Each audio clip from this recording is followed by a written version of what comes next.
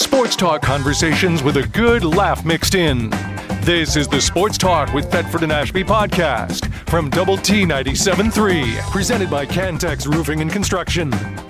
I'm Mike Hebert, owner of Cantex Roofing and Construction. Every day is game day, and we'll get it right when it comes to your roofing, construction, windows, and mirrors. Call Cantex Roofing and Construction today. Together, we are one serving you. A Mighty Wash, the car wash for the Texas Tech coaches. They all got a special little card that they can go there. That's their support of Texas Tech. Plus, this is a locally owned outfit. They employ over 400 people here in the Permian Basin, and big time. I'm telling you, they are everywhere across this part of the state of Texas and eastern New Mexico, and they need to be your car wash. Stop in and see them at Mighty Wash. Free vacuums and the whole deal. Where do you get your bus? You can't take your bus through there. It's pretty difficult to get that in. Yes, you have to do that just by hand. Oh, it's a little bit of a chore, and it's big. It's a little bit of a chore. That's not a 5-minute job. How about this place over here? There's a place that washes trucks. You could go there. That works. I've never tried that, but you could. Yes. Yeah. Yes. Yeah. I'm getting the impression you wash your own. That is correct, sir. Wow. Admirable. You really do? Yes, sir, I do. All by yourself? Does Linda help? Pretty much by myself. That's his way of saying Linda doesn't help. I didn't say that. I definitely That's what I heard. Pretty much by myself. All right, you're out there tailgating at one of these away games and stuff. Would you wear one of these? Oh, everybody ought to have one of those. It looks like I'm not sure that I would wear one, but everybody should have one of those. Yes, so absolutely. Do they come in a left-handed model? Do we know? Where do you get those? From Beth Cardinal. That's all. Call everybody. Give Beth's phone number. Oh, Beth's number is. Yeah, you can go with your backhand. Yeah. Just go with your backhand. Anyway, I just didn't know if you'd actually use one of these or not. I wasn't going to give it to you. Well, I was sure of that. I was pretty sure of that. I would find you one, though. That's pretty cool. There you go. Yeah, anyway. Well, Terry, we're so glad to have you here. It's just good to be with the Great Red Raiders. Well, I appreciate the invitation, and it's always good to come in and visit with y'all. And it's just always great to be back on campus. I love coming to this place and spending time here. It's unfortunate this time of year you don't really get a chance to visit with many students because there's not many on campus right now. Classes start up again this coming week. But do you go in and talk to the petroleum engineering department? Yes. I bet you do. I do. I thoroughly enjoy it. I loved you in Landman. I think you're doing a great job.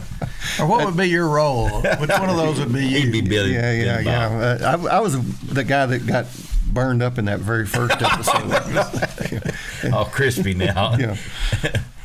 I know it's not a completely accurate, but it sure is fun to watch. Oh yeah, Billy Bob makes it fun for sure. Really There's no question about that.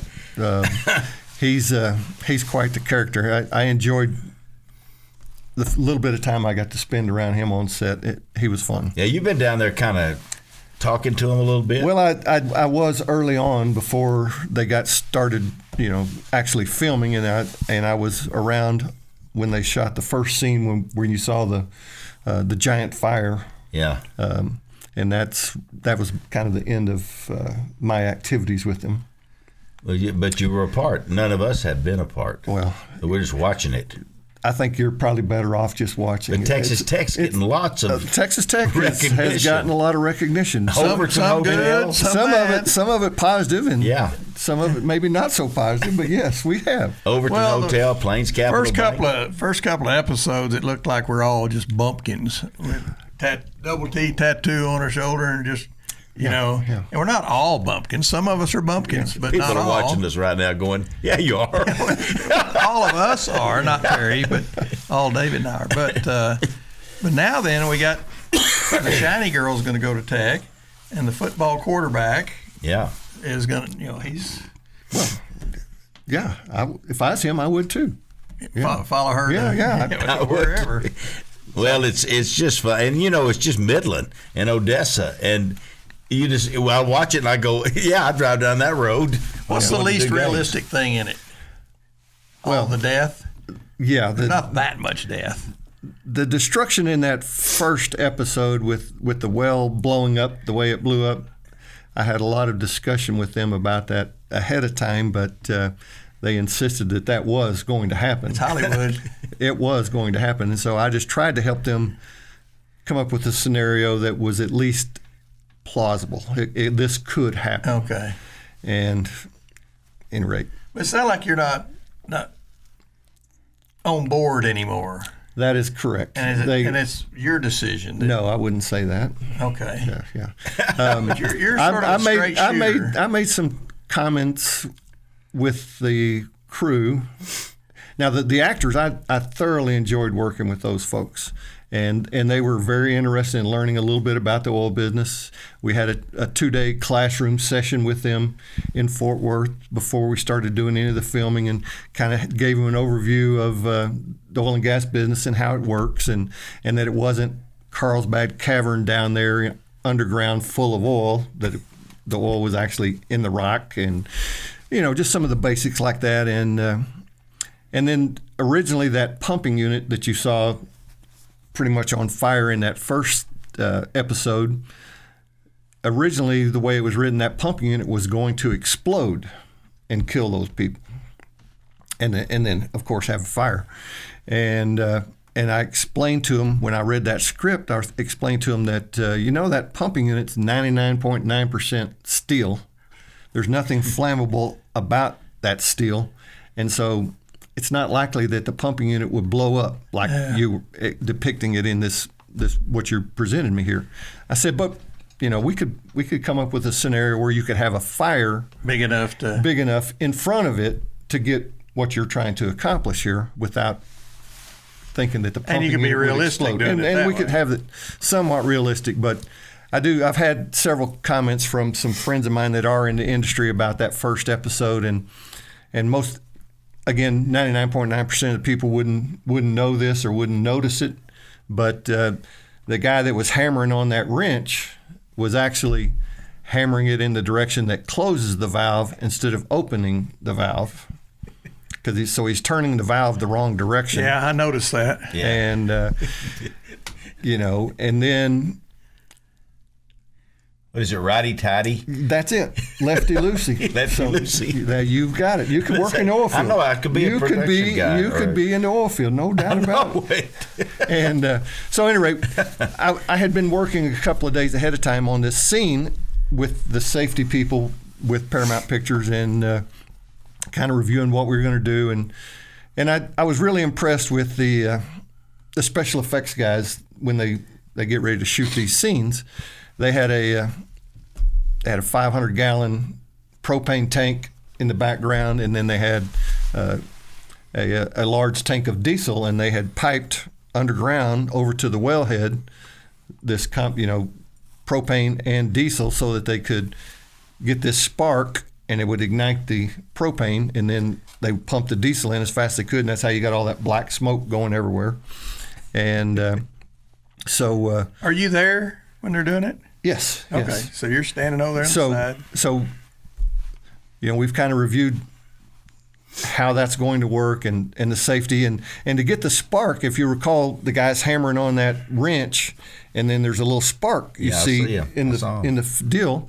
Well, to get that spark to happen, they ran an electric wire underground on the other side of the pumping unit, and they ran it over and they ran it up inside this guy's pant leg, and then up inside his shirt, and out the sleeve of his shirt, and it's got this little sparker on the end of it. And so a guy's standing over on the side of the scene, on the side behind the pumping unit, with a button in, and every time he would hear that wrench get hit by that hammer, he punched the button, and a little electric spark shoots out from here. So it makes it look like that the wrench being hit is what's sparking. And so that's how they were going to ignite the fire. And so they shot all of that, and then they moved those 3 guys away, and they put 3 mannequins in there dressed exactly like they were, same hard hats, everything, and then they started pumping the propane and the diesel in there and blew the thing up and burned all those 3 mannequins to the ground. And so that's how they actually filmed the scene. All right, did they have some backup mannequins just in case Yes, they did. work? Yes, they did. I sort of thought they would. Because they shot the scene twice. Okay. To make sure they got all the fire exactly the way they wanted it. So yeah, that's fun. But I lost my my appetite for the job, and they lost their appetite for my input about the job. That same morning, same morning, I was out there again doing the safety inspection, and I walked up by the well, and there was a sign stuck in the ground right by the well, maybe 10 feet away, and I looked at the sign, and it said fiberglass rods. Now, I know what a fiberglass rod is, not hardly anybody else would know what that was, but the sign made no sense to be sitting right there by the well because there was no fiberglass rods stored there, and there never would be any fiberglass rods stored there. That sign would actually be over at the warehouse to let you know where they are. And so I pointed it out to one of the assistant directors that this sign really makes us look like we don't know what we're doing. It really makes us look stupid because this sign wouldn't be here. We really should have a sign here that says MTEX Oil Company, because that's the operating company. It should have the lease name on it, and it should have the well number on it. That's what we need here. Yeah. And they should have said, sounds good. Yeah. Well, but they didn't. They didn't because the art director, a young woman from Hollywood, had made that sign, and she was really proud of that sign. And so the assistant director goes over and talks to Taylor Sheridan, comes back, and he says, well, the art director is pretty happy with that sign, and they want to leave it. I said, well, okay. I'm just trying to do what you asked me to do, which is to give you advice. And this sign looks pretty stupid. He says, why couldn't she have made you a sign of what you said? Well, I guess they didn't have time because we're fixing to shoot the scene. Because the sign wasn't there the day before when I was inspecting. Yeah. They had just put it up that morning. So, any rate. Now, did that irritate you to the point where you said, heck? No. Okay, good. Are we getting to that point? I'll hurry up and get to that point. No hurry. No hurry at all. So this lady. 3-hour show. Yeah, this lady walks over to me and says, I understand you have a problem with the sign here. I said, well, the sign is really nice. I mean, you did a great job with that sign. It's just not in the right place. It wouldn't be here. It'd be, over there. And if you want to have a sign here, this is what you should put, because the regulatory commission would actually have you're required to have a sign there with the operator name, the lease, and the well number on it. So that's the sign you should have here. And she was pretty indignant at that point. She turned around and huffed off. And then the assistant director had been over visiting again with Taylor Sheridan, and he comes over and he pulls that sign up out of the ground and hauls it off. And then that lady came back over again, and so I apologized to her. I said, I didn't mean to cause you any problem, but I just was doing what I was asked to do. And at any rate, she was not happy, to say the least. Well, little to my knowledge, she was the person who put out the filming schedule on a daily basis, and in an email she would send the schedule so you would know, hey, you need to be at this place at 10 a.m. tomorrow to shoot this scene. Well, after that day, I never got another email. She was in charge of it. So 3 weeks later, I finally called the assistant director. I said, hey, I don't know if I'm supposed to have been out there at any filming over the last 3 weeks, but I've not received a single email since the day you took that sign down. And he says, you haven't? I said, no, I haven't. He said, well, I see there's a problem. I said, well, at any rate, that was my last day. I never got invited back. I made the art director. Something. I made the art director unhappy, and so I never went back. That's ridiculous. You're giving them good counsel. It was fun. So. Well, you definitely watched the show from a different set of eyes than David and I, because they would have had that sign there, and she would have been happy, and I would not have noticed. At all. Oil people but would somebody known. like you, an oil person, would know that, hey, what the heck? But you probably see a lot of stuff like that. Yeah. That was pretty common with what they were doing, and which is kind of why they had originally asked Marshall Watson, the chairman of Petroleum Engineering here at Texas Tech, to do this job. And because Taylor Sheridan had actually come to Lubbock and had gone out to our Oilfield Technology Center that we have out there on the east side of town, where we have the drilling rig and pumping units and all the equipment, so our students can go out there and get hands-on experience with these various operations that go on in the oil field. And at any rate, so Taylor Sheridan had been out there and seen the stuff, and so he asked Marshall Watson, our chairman, to take on this consulting role. And Marshall said, well, the problem with that is I'm also a professor, and I can't just go to Fort Worth to shoot a scene 3 days a week. And he said, well, you got anybody that might be able to? And so Dr. Watson gave him my name. He said, this guy, at least lives in the Dallas-Fort Worth area, so he could be able to help you. So that's how I got involved. Okay. And so, now, again, other than the art director that you couldn't play well with, did you like the other people? Oh yeah.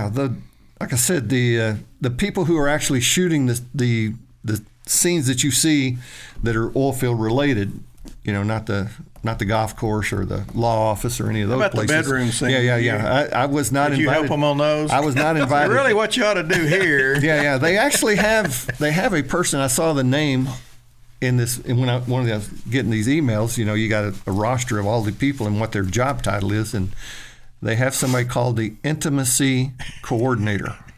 Now can you take that in tech? And I did not get involved and asked to come to any of those. They didn't.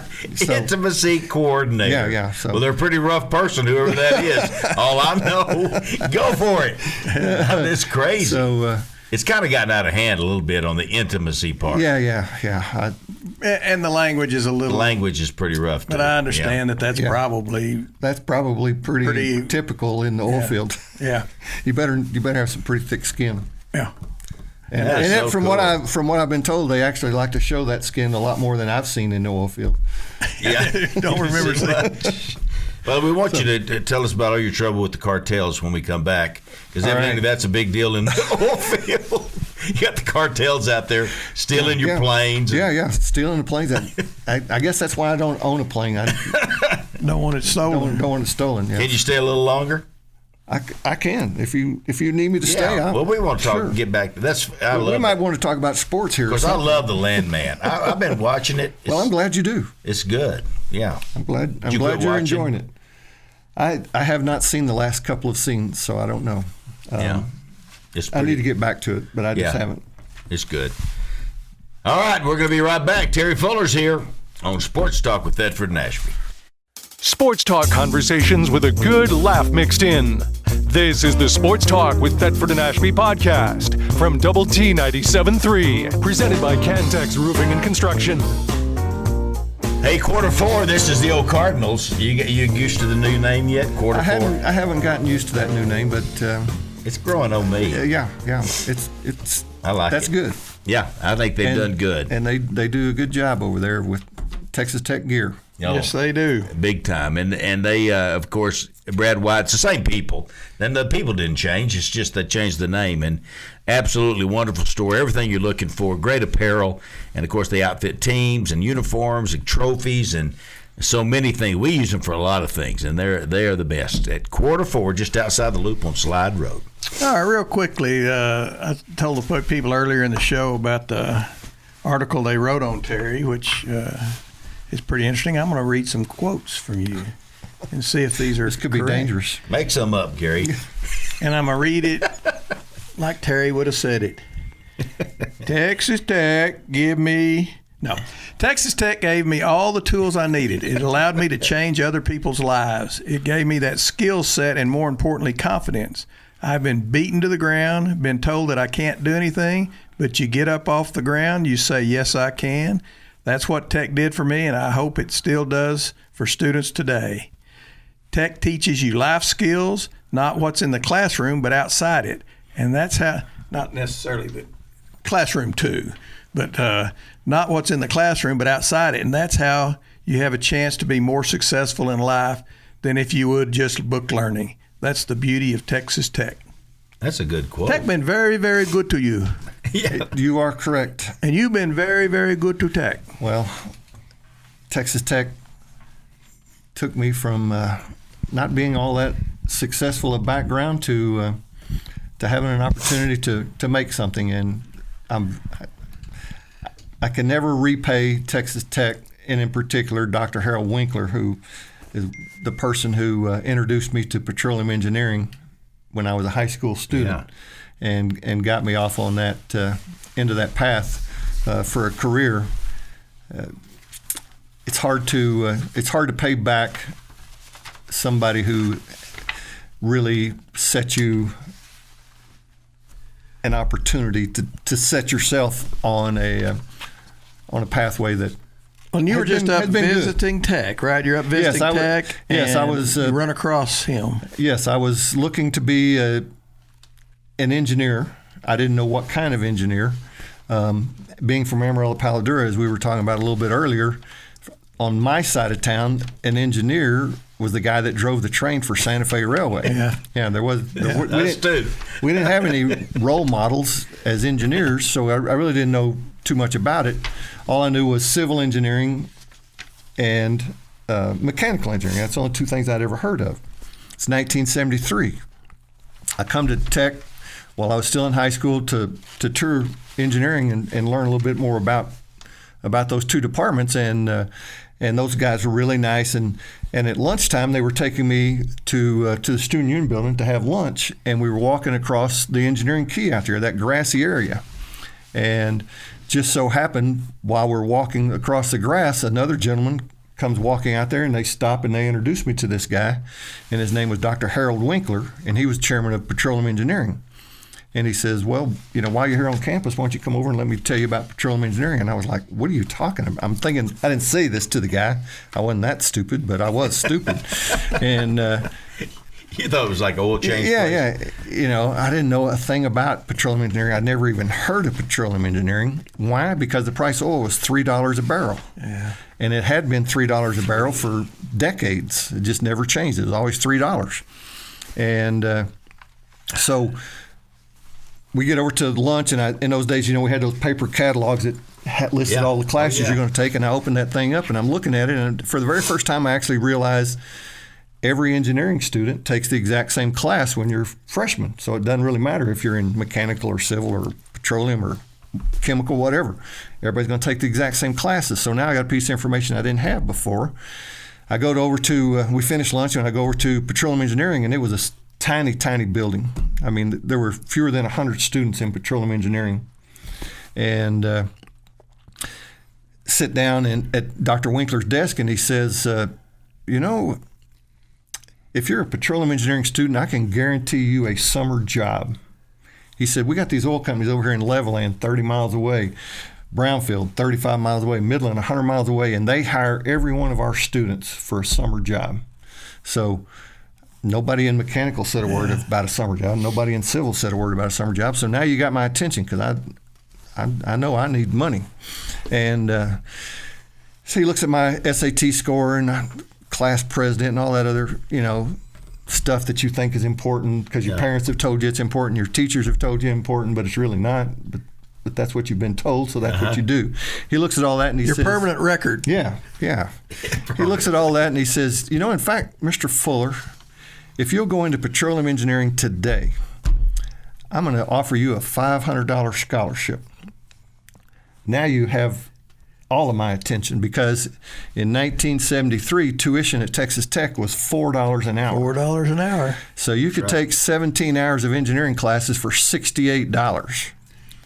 And he's offering me $500. He's a crazy talk. So I got enough money to pay for my tuition, my books, fees, everything. All I got to do is have enough money now. I can join a fraternity now to live in a dorm. That's it. So I said, Dr. Winkler, you got yourself a petroleum engineer, and that's how it happened for me. Just my gosh. Total happenstance meeting this guy walking across the engineering quay out there, which is why even to this day, every time I come to campus, I take a little bit of time and walk out there and walk through the engineering quay just to say thank you for. I'm gonna start going out there. Thank you, Lord. So that's how it happened for Terry great. Fuller, and that's why I'm so passionate about giving back, is because I would have never had the opportunity to get in that career position had it not been for Dr. Winkler. That's an awesome story. We got another awesome story. Let's go back to that one. You're going to Albuquerque. Coach Knight has called and said, don't come. Well, he's been 5 years. Let's set it up. He's been 5 years of going to every single basketball game. Haven't missed one. Now we're here in the 5th year in the playoffs. Yeah. So we've made it for 5 years. We've gone to every ball game all across the country, and we're playing in the NCAA tournament. and we play the first 2 rounds out in Arizona, and we beat Gonzaga to go to the Sweet 16. And that Sweet 16 is going to be in Albuquerque. And so the next weekend, I'm driving the bus, and Linda's riding with me, and we're almost to Lubbock on the way to Albuquerque, and my phone rings, and I pick it up the phone, and it's Bob Knight. So, yeah, Coach, what's going on? And he says, Fuller, don't bother coming to Albuquerque. You don't have a ticket. And he hangs up. And I was like, I was kind of looking around. What was that about? And Linda says, who was that? And I said, well, that was Coach Knight. Well, what'd he say? He says, don't come to Albuquerque. You don't have a ticket. It's like, what did you do? And I said, well, we're going to Albuquerque. We're halfway there already, so we're going, and we'll find a ticket from somebody, and we're going to the game. We're not missing at this point in life. And so we drove on up there, and I pulled the bus into the team hotel parking lot, and Pat Knight comes running out there, and I open the door, and he says, Fuller, don't worry, you've got a ticket. There was a misunderstanding. I said, evidently there was a misunderstanding. I don't know what it was, but he said, don't worry, you got a ticket. And then, so we started talking, and I said, what happened? It's been 5 years, and I hadn't missed a game, and now I don't have a ticket. And he says, well, if you remember last week, we were sitting in the hotel bar after winning that game against Gonzaga, and we're sitting around, and there was some Indiana people in there, because in those days, Bob was relatively new to Texas Tech, and he had these Indiana people that were still fans of his that would come down and come to some of the ball games. And you were visiting with them, and I remember the incident. One of the guys says, Fuller, why do you bother going to all these games? You guys don't have a history of winning anything. And well, you don't tell any Red Raider that. Yeah. And I sure wasn't going to take that. And I said, well, I'll grant you one thing. We don't have any national championship banners for the men's basketball team hanging around, but I know you've been to our arena, and you can look up there, and there's lots of banners up there of winning the Southwest Conference, going to the NCAA tournament, Sweet 16s, things like that. So I know you've seen it. So to say we've had no success really is not correct. That's right. And so at any rate, one of the Indiana guys, I guess, didn't like what I said, and he told Bob that I had trashed Indiana basketball history, and I had said nothing about Indiana. It reminds me of that girl on the set of Landman. So Bob obviously was very unhappy with me, because he thought I was trashing his legacy at Indiana University, and Pat knew that's not what I said, but he couldn't convince Bob of that either. And so, at any rate, that's my Bob Knight story in the Sweet 16 in Albuquerque. And what did he say to you the next time you saw you? Do you remember? Like nothing ever happened. Yeah. Nothing ever happened. He's not going to admit wrong, does Then he? you called him out there. Well, you should have just called him out. Yeah. But then there's a lot of other things. Got a text here from our buddy Wes Kitley. You know Wes Kitley.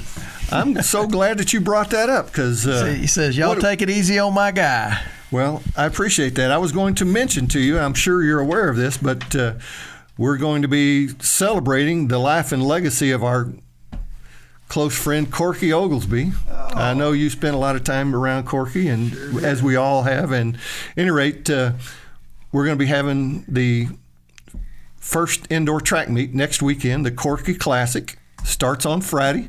And I'll throw out there, for Coach Kitley's sake, and everybody else who might be listening today, about track, we are the defending national champions. Yeah. We may not have won at Indiana in basketball, but we won it in track last year.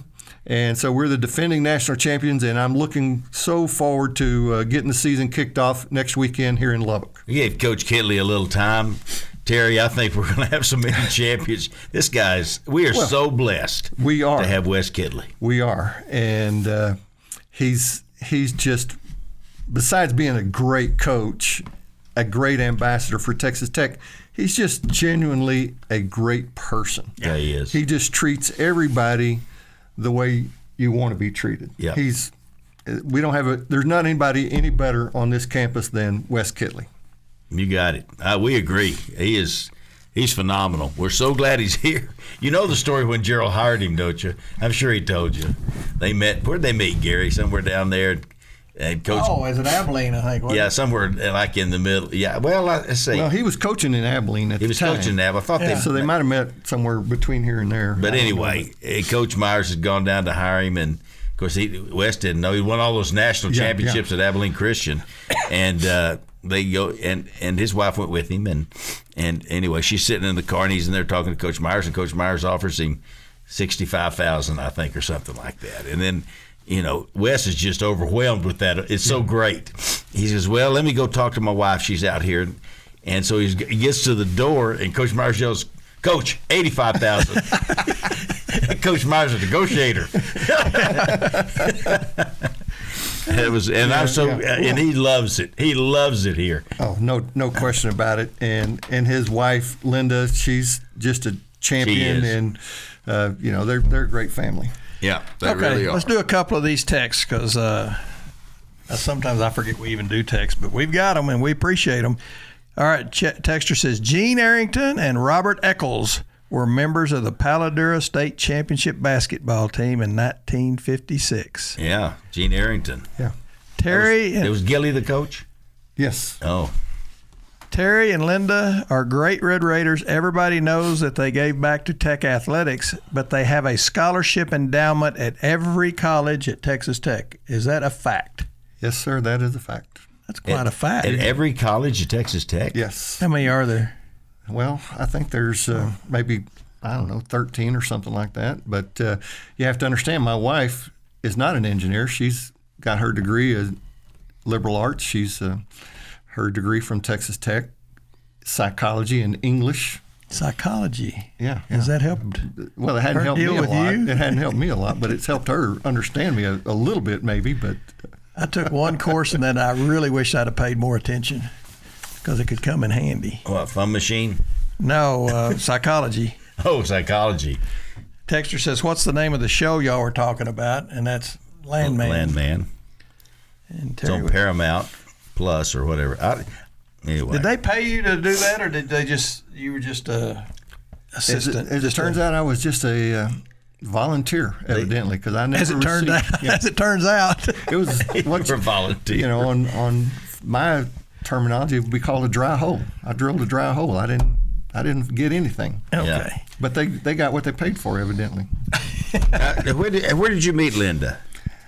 I met Linda, actually, she offered me a job when I was graduating from Texas Tech in petroleum engineering. She was working in the HR department for a company called Arco Oil and Gas in Dallas. Yeah. And her job was recruiting engineers, geologists, and geophysicists to come to work for Arco. And so I had interviewed on campus, and I'd interviewed down in Midland. And one day I get this phone call from somebody named Linda Gibbs. And she says, seems like I should know you, but I don't. And I said, well, how's that? And she says, well, she went to Amarillo Paladura as well. Oh, wow. But because she's older than I am, we weren't there at the same time. And she worked at Ross Rogers Golf Course, which is exactly where I worked. Oh, my gosh. And so we knew a bunch of the same people, but we had never been in the same place at the same time. So we hadn't met. And so at that point, we still hadn't met except over the phone. At any rate, she was offering me this job to come to work for Arco, and I appreciated that. And she sent a follow-up letter, so it was in writing to do that. And eventually, a couple of weeks later, I decided to go to work for a different company. And so I called her because she had been so nice to me on the phone. We're going to have to come back to the rest of the story, but when we come back, we're going to hear the love story here, and then we're going to talk. We're going to talk NIL and Matador and all the things Texas Tech. Be right back. Sports talk conversations with a good laugh mixed in. This is the Sports Talk with Thetford and Ashby podcast from Double T 97.3, presented by Cantex Roofing and Construction. I noticed that in this spot where they played the spots, that Patrick Mahomes was just on our show. He was talking about McGavick Nissan, He loves to be on our show and talk thank about them. That's great. We should thank him. Yeah. Hey, if you see Daryl Bednar's at the basketball game today, he will be there. If you see him, tell him happy birthday. Yep, it's his birthday. All right, here's a text from Jan Brewer. She says, a really good Red Raider right there. Terry is such a good person. He sits across the way from me at basketball. She's a Red Raider. Yeah, she's right down the way on the other side of the goal down there. Yeah. I got another one here for you. I got two of them here for you. Steve Pitts. Oh. Steve Pitts says, Fuller, one of the best guests you've had on in a long time. That's quite a compliment because we've had. Well, I take that as quite a compliment, especially from Mr. Pitts. Pitts, I know it. And the other one was Sid Chance, who listens all the time. He said, would you mind asking Terry if he ever crossed paths with a cousin of mine named Glenn David Jones in South Lake? He passed away a few years ago, but was a very successful businessman and a huge sports fan. I don't know if you know. I did not. I don't know. We lived in South Lake Was this for big? For about 10 years, and then moved to Frisco. So we left South Lake in 2010. I played Vaquero. Oh yeah, that's a The nice golf course. That's a very nice. You know, the golf best course. part about Vaquero is the shower after. It's like they have these showers up there, and you can't breathe. The water's coming down so hard. It was the best. It's a great golf course, no doubt about it. It really was. I liked it. All right. Texter says, you guys, not talking about you, are on the fast track to the home. And that's what we're trying for. We talked about dumb things that we've done. David thought he came up with the dumbest thing he'd ever done, and not very dumb at all. Gary thinks I've done what's dumber. What's the dumbest thing you've ever done that comes to mind that you can tell us about? I don't know if I have one of those that I can tell you about. That's the part. I was afraid of that. Yeah, you really don't do dumb things, do you? Well, no, I wouldn't say that at all. They got fired off the Landman deal. Yeah, that was not very smart. No money. I mean, evidently I did something dumb there that I lost my job, my non-paying job. Non-paying job. Did they put you in the credits? No. Once I made the mistake with the art director, it was over for Terry Fuller. I won't be asked back, I'm sure. Yeah. Isn't that something? Okay, I'll read this text after Terry leaves, because we need to talk serious NIL, the future of college athletics, because you're behind the, we're over here, but you're behind the scenes. You're back there behind closed doors with these folks. Well, and what's your thought on the future of athletics? It's a never changing, or always change, not never changing, but ever changing landscape out there. And we had a Red Raider Club meeting that was well attended yesterday at the stadium, and Regent Cody Campbell gave a great talk explaining pretty much the landscape that we're facing now in college athletics with this new revenue sharing agreement that's been proposed. It's not officially in place yet, but that's where we're headed, is revenue sharing, and essentially that's going to be $20.5 million is now kind of becomes your magic number for a salary cap in essence. And so the courts have come up with this settlement, and that's the number that's being used. And so now all of a sudden your athletic department budget has a $20 million hole in it, because this is new money that's going to be spent as salaries to your athletes. So part of that $20.5 million is scholarships, though, isn't it? No. Like I was saying, none of that money is scholarships. It is not. This $20.5 million is salary. It's payment for your play. Has nothing to do with your scholarship, nothing to do with any of those existing benefits that you have as a student athlete. This is new money coming from the budget, and every university is going to be the exact same dollar number, $20.5 million. And so you're now faced with the dilemma of where are we going to get $20.5 million, because you've been running your athletic department as is, where is, on your existing funds you get from TV revenue, from the conference, the monies from, you get a little bonus for going to a bowl game, you get some bonus money for playing in the NCAA tournament, those type of things. At any rate, the Texas Tech budget is spent already. You're supporting 17 sports. So now you got to spend an extra $20.5 million, and where's that money going to come from? So for Texas Tech, what is being discussed, and because athletics is so important to Texas Tech University, as it is most universities around the country, there's some really interesting statistics out there about enrollment and how enrollment has been changing over the last decade as more and more students tend to go to universities that have successful athletic programs, football in particular, some men's basketball, but football in particular. Almost all of the schools in the Southeast Conference have seen really strong growth in their enrollment. I think the number was maybe even, 60,000 high school graduates from the state of Texas leave the state of Texas to go to schools in the SEC or the Big Ten. And so at any rate, that it's obvious that your athletic program is very important to the university, and because of that, Texas Tech administration, we were visiting about President Skubnik earlier.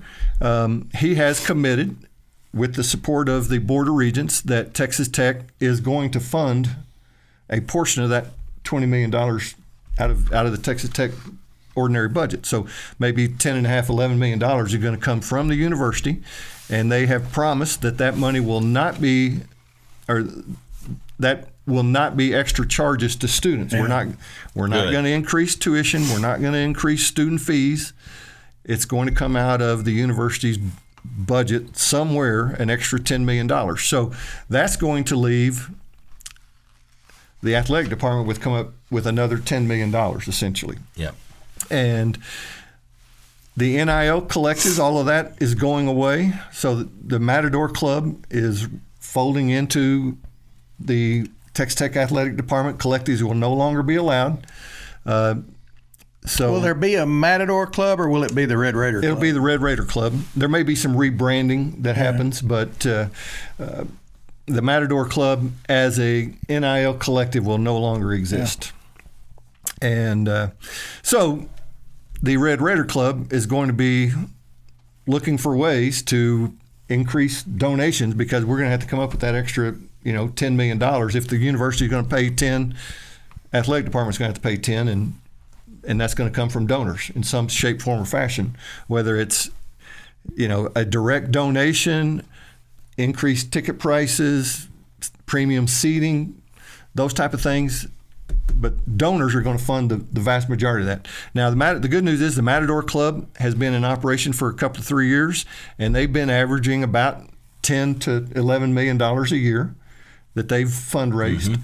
Mm-hmm. And so we're just going to have to continue that. But what we really, really need to emphasize is we need everybody participating, not just half a dozen guys footing that whole $10 million bill.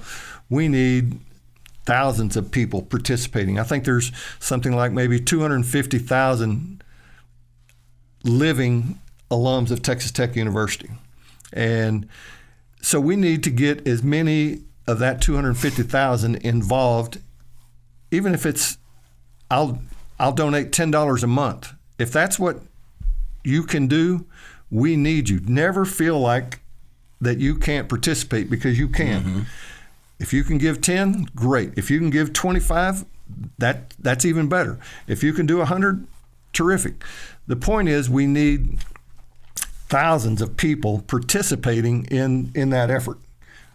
We just had the very successful portal recruiting time period for football, and we have the number 1 ranked class in the country, and you can thank the efforts of 3 gentlemen for that happening, and that's Regent Cody Campbell, his partner John Sellers, and Gary Peterson from Houston.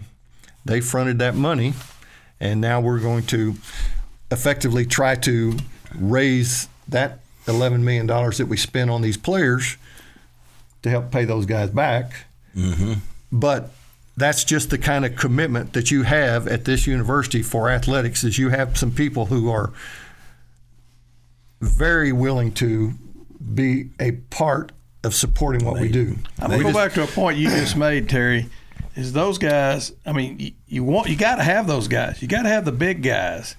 But I want to go back to the medium and small guys, because if you get too top heavy and all of a sudden 2 or 3 guys decide, you know, they don't like the ping pong coach and they go south on you, you got to have their strength in numbers, and we got to have those small and medium people and the big people. Yes, you got to have a combination of all of that to sustain this effort going forward. It's Texas Tech's goal, and in fact, well, it's pretty much a requirement for Texas Tech. To remain a Division I school, you have to have 17 sports. I believe is the number. It might be 16, but it's 16 or 17 sports.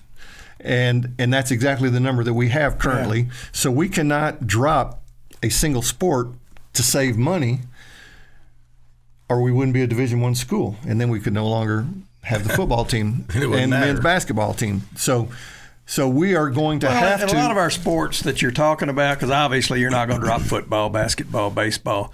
Some of those other sports, a lot of them, they don't cost a lot of money anyway. That's correct. So you couldn't save a lot of money. I was sitting there thinking, well, come up with a sport that doesn't cost squat and change it for one that does cost squat, but we don't have a lot that costs much. You know, we have, you can look at women's softball, I think, has maybe a negative $1.5 million cash flow, essentially. Men's and women's tennis, they're both about maybe $700,000 negative each year. We were talking about track a little bit earlier. Very successful program, an indoor national championship, an outdoor national championship, many conference championships. But our track program has a negative cash flow of, about $3 million a year. But here's the thing about track, though. You got indoors a sport, outdoors a sport, cross country's a sport. Yes. And I don't know if there's any more that you can. And you've got a lot of athletes participating. So it's an expensive sport because of the scholarship. Well, not so much scholarships, because you're limited on the number of scholarships you can give in those particular sports. But you're feeding people, you're housing people, you're doing other academic services, travel, those kind of things. It's expensive, and all of our sports are kind of that way. The truth of the matter is, we get maybe 95% of our revenue comes from football and men's basketball, and those 2 sports pay for the other 15 sports that we provide at this university, and that's just the fact of the matter. So they're going to get the vast majority of this revenue sharing money because they're the ones that bring in that revenue. Yeah. But we need people to participate. We need you. If you're a fan out there listening today, and I hope you are, willing to get involved, we need you. The Texas Tech University Athletic Department needs you. The Red Raider Club needs you. Again, whether that's $10 a month or $1,000 or whatever the number may be, we just need you. What I would ask you to do is not just yourself, but you have friends. You have people, your classmates, people that you go and watch games with. Maybe you just go to the local bar and watch a game, or you have people come to your house. You have classmates, you have associates that are Texas Tech grads. Reach out to 5 or 7 of those people and get them to participate just like you are. Challenge them. Hey, I'll give 25 if all of you other people give 25. And then if each one of those 5 would reach out and get 5 more, that's how you make this thing grow. And that's what it's going to require over the long period to sustain what we have and what we want to continue to have here at Texas Tech. We're going to need people to participate in that endeavor. That is awesome. That's a good way to say it. It's kind of network marketing. It's a great way. It's a great way to do it. Power of compounding. It is exactly right, and we need to be doing that. But that was a great word right there. Anything else you wrote down there that from your talk? Oh, well, in NIL. So NIL landscape changes with this when this new agreement goes into account or into effect in July. Got 1 minute. Oh, okay. But we can stick around. Yeah, when it goes in July, NIL collectives disappear, and so we won't have those, and all NIL deals will be going through a national clearinghouse. Deloitte is going to be providing that service for the NCAA, and it'll be a direct business to athlete transaction, and it'll have to go through this clearinghouse to make sure it's a legitimate, that you're not paying somebody $5 million to advertise your car dealership, in Paducah, Texas. Yeah, it's got to make sense. Yeah, man, it's Pat Murchison said, very interesting listening to Terry explain things. Tell him thanks. He did a good job. You've been listening to the Sports Talk with Thetford and Ashby podcast from Double T 97.3. Catch the show live Saturday mornings from 9 to noon on Double T 97.3 FM or on the Double T 97.3 mobile app.